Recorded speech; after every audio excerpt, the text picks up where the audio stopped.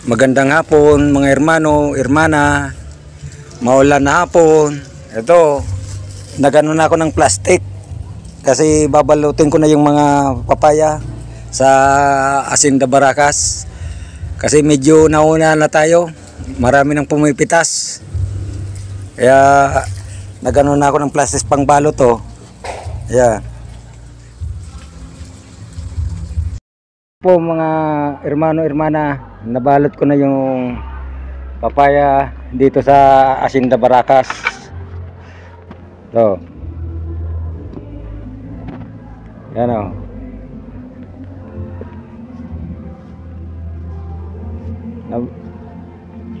Kasi kung di mo to babalutin, mga hermano, hermana, wala tayong magugusi rito.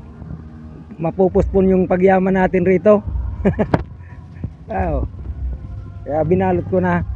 Makakuha lang tayo ng kahit dalawang hinog na papaya pang ano ng similya. Okay na yon. Kung may maging ano rito, may hinog rito. Yan o. Ito hindi ko pa nabalot. Yan.